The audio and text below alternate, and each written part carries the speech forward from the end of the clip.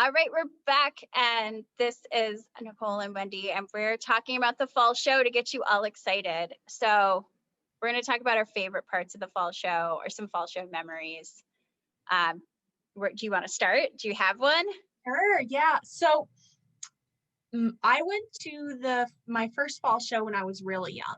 And so I took a bunch of classes, as many as I could get, because it was the first time being able to actually ask people questions about miniatures. I'd been to the museum, but I hadn't really met any miniaturists in their natural habitat per se. So it was so exciting. So I walked into that class and I made the best of friends. I still talk to these people. I see them every year at the show, and I learned so much. One of the things that I still laugh about today, I learned that smaller size scissors exist. So you don't try to cut miniatures with full size scissors, which I tried and did not end very well. True. I think there's all this. I always give a hard time to our volunteers because like you've forgotten more, more than, or whatever, you've forgotten more than you've ever thought you've even known. Because they'll come in with toolkits and it will have teeny tiny scissors and surgical scissors and surgical equipment and dentistry tools and that they've just picked up along the way. We have dusters that have been made for us that use little bits of fur to cover the end of a skewer, so you can get really back in your corners, and the fur kind of the dust clings to it, and they have all these glue techniques and what glue is best for where. I mean, I've heard full on like arguments about glue. Glue can be definitely a topic that you come in with wide open mind. Yeah. Be careful in the glue conversations. We have one miniaturist who loves hot glue, and I'm just like, I don't know if you're going to keep your friends. Not really. She's well loved, but every time she brings one of her pieces, and I'm like, whoa, hot glue. I don't know what to do with this. What I think about the show, I actually have only taken a few workshops. I did learn that I have very low patience and I'm bad at sitting still. But then I have other people that have told me that once that they love miniatures because it's so zen-like, like you have to focus. Like you have to focus on what you're doing, and you can't just sort of wing it and watch TV if you're miniature knitting or painting or something. What's nice about the fall show is they have different length of classes too. So that's a great opportunity if you don't have as much time, or if you have a hard time concentrating. I think they have like 4 hours, they have a full day, they have an 8-hour class. So it's a great opportunity just to try different lengths of time too. Yeah, I made it through a 45-minute workshop. I am the workshop person who is like make it and take it and round tables. And which is funny because there's sometimes I can really focus, but I think also with the show, with trying to make sure everyone's happy and that everything's covered, it's not a great place for me to focus. I did make one of Jenny Fortin's little Raggedy Ann and Andy castles years ago, and I still have that. And I've done some Pat Vic's classes. I love those make it and take it because I just like sit down, have a creative moment, and like learn. They have some fun tricks, those make it and take it, and then I'm like done. Yeah, and then you have those skills to take with you for the next time you make miniatures, which is really nice. And I do a lot of the kids workshops, so let's not lie, that's like a pretty good sweet spot for me. I am excited. It does look like we have more weekend workshops this year, which is something I've been pushing for a long time, because I think about people in their 20s, 30s, 40s who work full-time or have families or take care of family members. It's hard to do 5 days. Yeah, I am loving the Saturday workshops. That is fantastic. Yeah, I really want to push those and get those out there because, you can shop and then you can workshop, or you can workshop and then you can shop, and then you're like all in the zone and you've made some friends to go around with, or you can, sometimes I think we have 2 ways that people get into miniatures that I see a lot. Some are like the crafters who like the the challenge of the tiny. And then we have the collectors who then realize that they could probably make their own. Does that make sense? Yeah, no, it totally does. I completely agree with you. And what's great is you can do a workshop and then you can reward yourself by buying something from the sales room. So it's Exactly. productive. Or buy a raffle ticket. Yeah, I'm definitely. always I think it's just like a fun. I love seeing people that only see each other, once a year, or people that have been coming for decades, because this will be our 40th or 40th and a half show. It's I think this year is actually our 40th year. So we have people that been coming for decades, and it always feels like that good part of a reunion, where everyone's like, "Oh my gosh, what have you been doing?" And swapping stories like that. Or one time I had someone walk into a room and just be like, "I found the best new," I can't even remember what it was. "Oh, I found the best new scissors." And knowing that this was the crowd that was going to be like, "Tell me more. What are like, where'd you get them? How are they?" And I think it was followed by something like, "And they're not even expensive."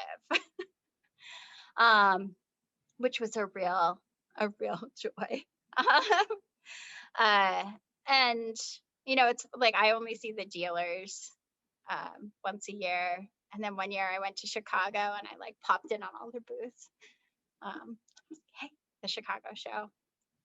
And I love bidding wars. Do you like bidding wars? Oh my gosh, I love watching it. Sometimes watching the oral auction is so entertaining. It's like a tennis match, back and forth, back Yeah.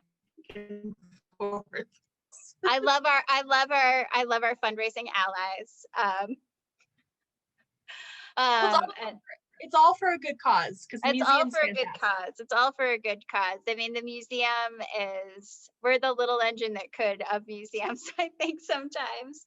And we're working on that elevator fund. So I think we're like a third of the way in, which is pretty, Oh, fantastic. I think, quarter to a third, which is pretty exciting. Because we're looking at an elevator that will allow us to open, I want to say, about 5,000 square feet of public space. Oh, That's bigger than our old building. yes, and more open too, which is really nice. Having those wider aisles to walk around and look at things is fantastic. And air conditioned. And air conditioning Means so much to me. We're filming this at kind of the start of a Denver heat wave. I don't know how you're doing. You live north of me. Yeah, it's pretty hot here. I'm feeling it, that's for sure. So I think that this is not really related to the fall show, but one of the things I always look to at the fall show is, I feel like sometimes it's like the last, like, it's like this, we really start to get into fall, where we get those warm days and then the nice cool nights, and it's like optimum Colorado. Yes, it really is. It's gorgeous weather, and the hotel's in such a beautiful area.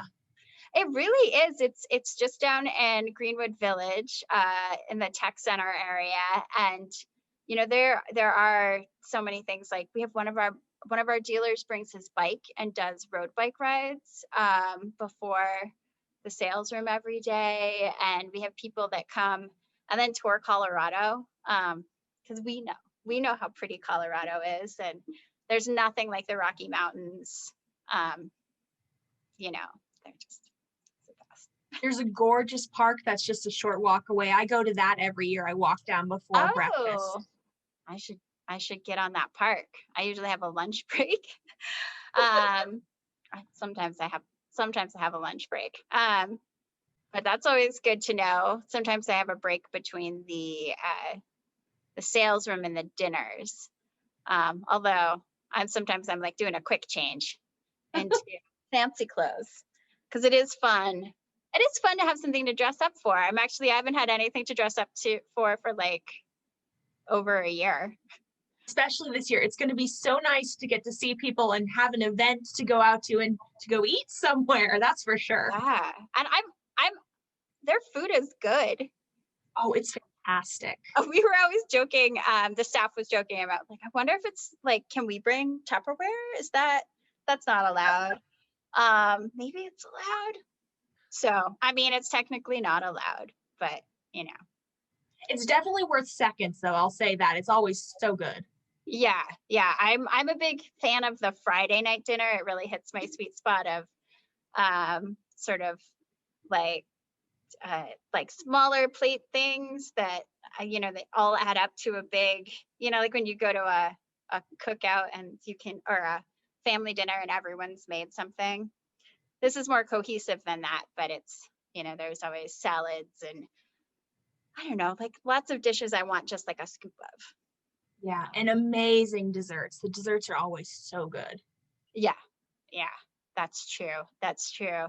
And I always think they're really nice about dietary restrictions. If you let them know ahead of time, I'm a vegetarian, but we have people that are no lactose, no gluten, no whatever. And I feel like the staff there is always just so nice. Yeah, and things are labeled really well, so you can easily tell if something has it, or there's always a staff on hand you can ask just in Yeah. case you have an allergy. And if they don't know, they'll go ask. I think they're excited that we're there every year. I think we're maybe like the cutest of any of the conventions that they host. We're a nice, calm, nice bunch, which is always good. Yeah, that's true. That is true. The sort of everyone is someone who's doing something. I think that's one of the things I like about the miniature community, is that everyone's always learning something new. Oh, for sure. I think about people that 10 years ago learned how to copy and scan Girl Scout fabrics, vintage and antique Girl Scout fabrics, so they could scale them down to make doll and dollhouse size Girl Scout fabrics. And I just remember being like, that person's definitely, at the time, she was the longest living continuous Girl Scout. She was not a spring chicken. And so she was in her 80s, maybe in her 90s. And she was doing stuff like that. And I was like, I don't know how to do that. I'm pretty sure I can figure it out now, but it's a group of people that sets up a mission, And there's always something new to learn, and there's always something to teach too. You might not realize it, but you might be doing something a certain way that no one's ever thought of before, and you can share it with someone else, and it's fantastic. that I would say that there's always funny things where when we do even repairs on the collection, and we had someone just sort of like grab some blue tape and like put a piece of paper over a painting and then tape it to a wall. And I was like, oh yeah, it was a painted wall, but I was like, oh right, that'll hold it. Like instead of just like sticking your finger on it and holding it there until the glue dries. Yep. I'm excited though. I'm excited for the show. I'm excited to see everyone. I mean, I know it'll look different because we're going to be following all the COVID protocols. Yeah, and we're trying some really new things like the Saturday workshops. So it might lead to improvements in the future too, which is fantastic. I think that the Saturday workshops and like just making space for people who have different schedules, I think. And those are bigger workshops because we've had simple workshops on the weekend. And the simple workshops called Make It and Take It's are great for like beginning miniaturists or people who just need like a creative break, or even like young teens, old tweens, like kids, crafty kids. The Make It and Take It's can be good for that. But these are like real workshops. So I think, and it gives you options too, which is fantastic. Yeah, it makes a day out of it. So you're not just shopping and then, going to the banquet or what have you. Yes. Finding that sweet park that's close by that I don't know about. Oh, it's fantastic. You should definitely walk over. That's always a good travel tip. Google before you go. Yes. Or find Nicole and have her give you directions at the show. Yes, definitely. All right. Well, if anyone has any questions for us, we'll be doing another one of these probably in a month.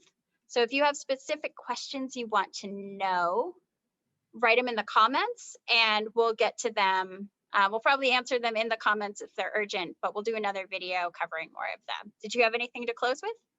No, just everyone should go to the fall show. It's really a great time. And we hope to see you there. Yeah, register. You can even register online this year. So I'll find all of that info on our website at dmmdt.org/fall show.